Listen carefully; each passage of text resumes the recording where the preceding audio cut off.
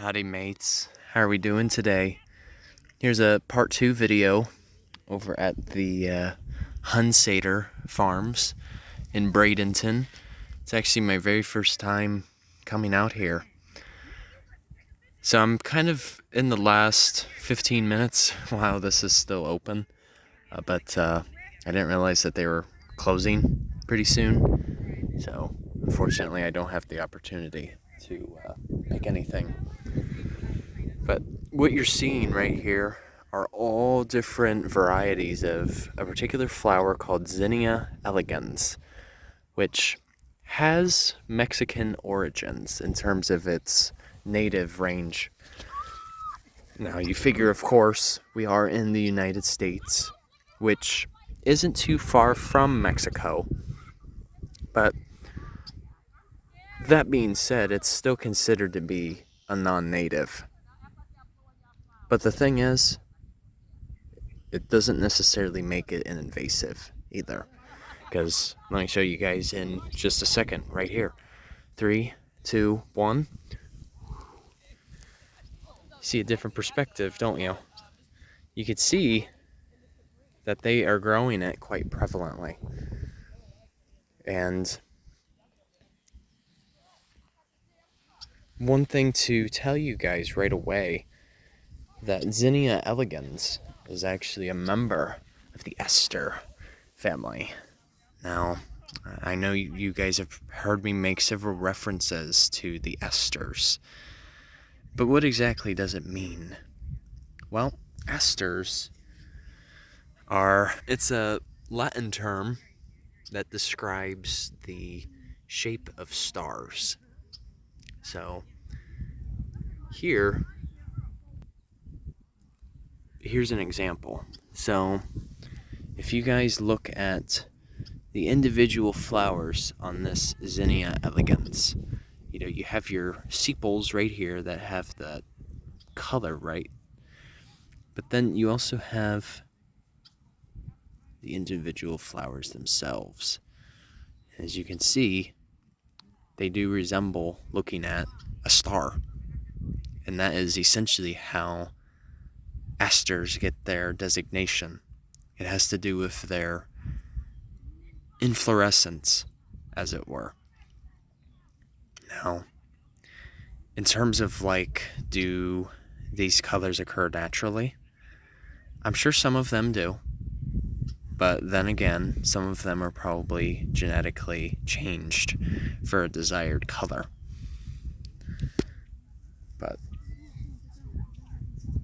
it's just so neat to see all of this. I mean, isn't that pretty or what? I could see now why so many people come out here all the time. And for another, let me show you guys in just a second. Okay, here we go. We've reached another portion of the field that I wanted to show you guys. So, of course, right here, we've got our sunflowers.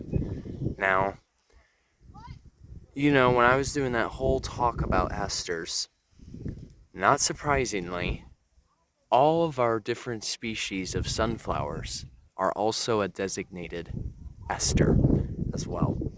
Because as you can see, the entire inflorescence gives that shape of looking at a star.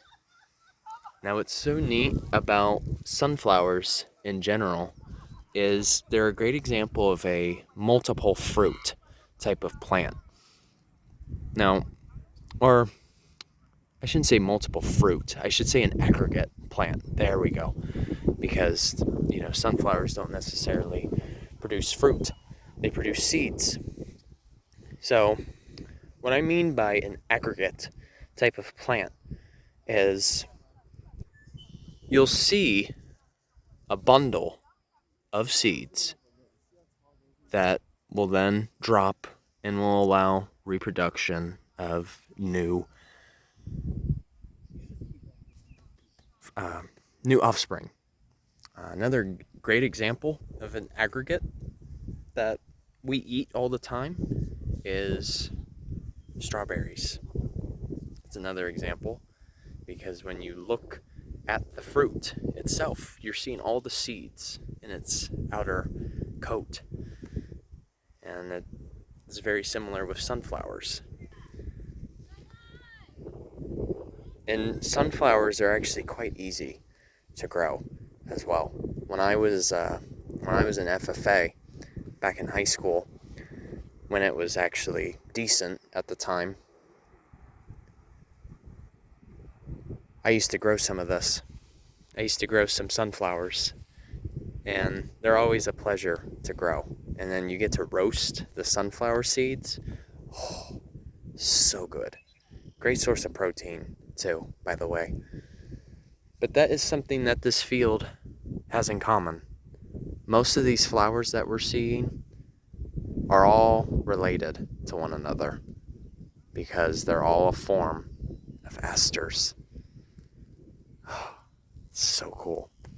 So alright, you guys, take care. Hope you enjoyed this video. This is at Hunsader Farms up by Bradenton. You gotta go a bit more inland though. This isn't like close to the beach or anything of the sort.